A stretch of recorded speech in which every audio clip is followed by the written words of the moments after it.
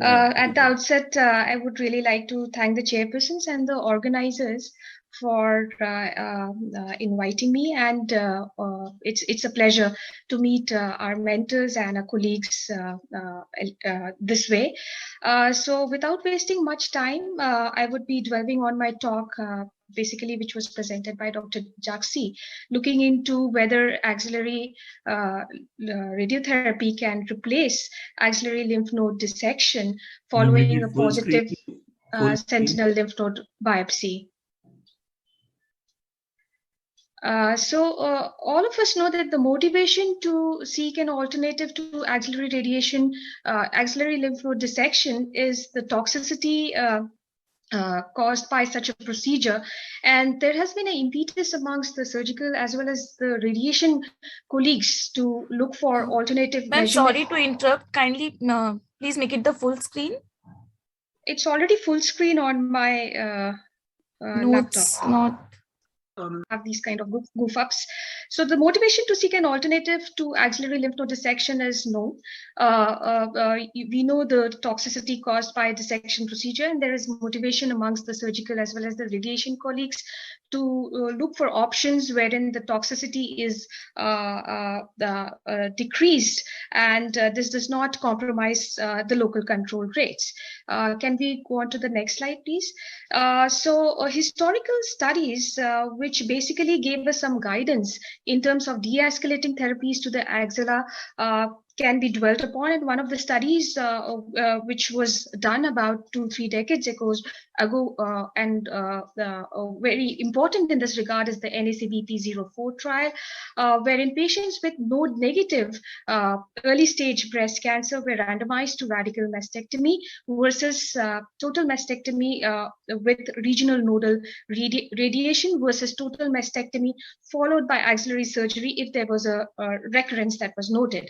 And what this trial showed was that the regional recurrence were not different between the radical mastectomy versus the total mastectomy and the regional nodal radiation arms. And more importantly, this trial showed that the lymphedema rates were significantly lower with axillary radiotherapy as compared to that of axillary surgery. A substantial number of patients who underwent a completion axillary lymph node dissection did have positive lymph nodes in the axilla to the tune of about 30-35%. Yet this did not translate into increase in the axillary recurrence rates, provided they were giving radiation. And the thought process that is prevalent amongst the oncologists is basically that axillary lymph node dissection as a procedure in early stage node negative breast cancer is used to guide adjuvant systemic therapy decisions, and which can very well be replaced now by a sentinel lymph node biopsy. Next slide, please. The surgical community moved forward in terms of de-escalating treatment to the axilla by adopting the sentinel lymph node biopsy procedure, and this is one of the standard of care, at least for a clinically node negative early stage breast cancer. And the radiation oncology community trying to back up the surgical colleagues by trying to look into the fact that whether radiation can obviate the need of a complete axillary lymph node dissection in patients who have limited disease in the axilla identified by a positive sentinel lymph node biopsy. And there were 2 trials which were conducted about 2 decades ago in this regard, and I'll be dwelling on both these trials one by one. Let's go to the next slide. Next slide. So the first trial was conducted by the European group, and here in patients with a T size less than 5 centimeters, node negative early breast cancer, patients were randomized to axillary lymph node dissection versus axillary radiotherapy. And this randomization was done before the sentinel lymph node biopsy. And following this, they underwent a sentinel lymph node biopsy. Those who were found to have a positive sentinel lymph node were further randomized to receive axillary radiotherapy versus axillary dissection, depending upon the arm in which they were randomized. And the randomization was done before before the sentinel lymph node biopsy in order to remove the bias, the allocation bias. This was a non-inferiority trial design, and with axillary dissection, the rates of local axillary recurrence were thought to be 2%, and with radiation, the assumption was the non-inferiority would be established if the rates were no more than 4%. Let's go to the next slide. So this is a consort diagram wherein 4,800 patients were randomized. About 2,400 patients underwent in each arm underwent the axillary sentinel lymph node biopsy procedure, and those who were positive, that is 700 nearly in each arms, were subjected to dissection or axillary radiation. And the event rate with the axillary dissection was assumed to be about 2%, but the event rate was very low, and the Independent Data and Monitoring Committee then approved of going ahead with the analysis, although the primary endpoint for inferiority was certainly underpowered. Just to go into the inclusions of these patients, most of the patients, 60 patients, were postmenopausal. The median age was 56 years. Majority of the patients had undergone BCS with a median T size of 1.8 centimeters.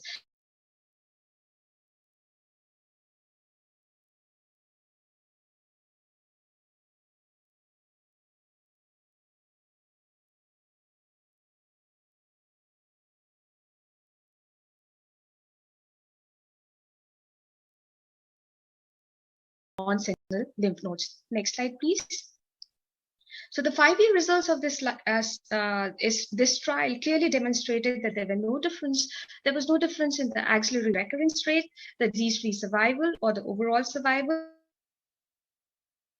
Importantly, this trial demonstrated that the lymphedema, as assessed by clinical observation, was halved with axillary radiotherapy as compared to that of dissection, and this was substantiated further by the objective measurements in arm circumference, suggested that certainly axillary radiation does decrease the lymphedema rates. The median number of sentinel lymph nodes that were removed in both the arms was 2, and 60% of the patients had macrometastases, and more than 4 nodes positive in the axillary lymph node dissection arm was seen in 8% of the patients. Next slide, please. The update of the trial presented in 2018 showed that the axillary recurrence rates were no different between the arms of axillary radiotherapy versus axillary surgery, but the lymphedema rates as seen by clinical observation or by treatment was significantly lower with axillary radiation at 1 year.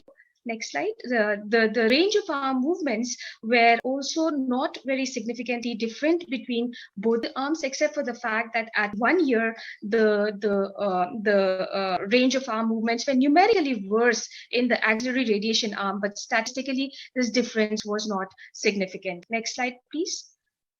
The second trial was the OTASOR trial. This is a Hungarian trial wherein the trial design was very similar, except for the fact that the randomization between the dissection versus radiation was done after the sentinel lymph node biopsy procedure. And this trial again looked into patients with a T size of less than 3 centimeters, node negative, clinically node negative breast cancers who were deemed positive on a sentinel lymph node biopsy. Next slide. And randomization was between completion axillary dissection versus radiation alone. And this trial, at a median follow-up of 8 years, demonstrated that there was no difference in the axillary recurrence rates, and there was no difference in the overall or the disease-free survival.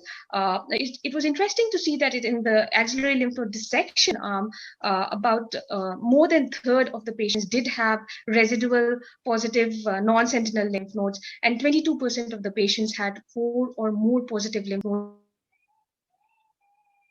And these patients were further subjected to axillary radiotherapy as well. Next slide. this trial also showed that the toxicity of the radiation procedure as compared to completion dissection was certainly less at 1 year, and combination of dissection plus radiation certainly increased the morbidity. About a third of patients did have significant lymphedema, although these differences in the arm symptoms did not translate into differences in quality of life outcomes. Next slide, please. So summary of these two trials suggests that axillary radiotherapy certainly can be a reasonable alternative to axillary dissection in patients who very similar patients who are enrolled in these trials after a positive sentinel lymph node biopsy.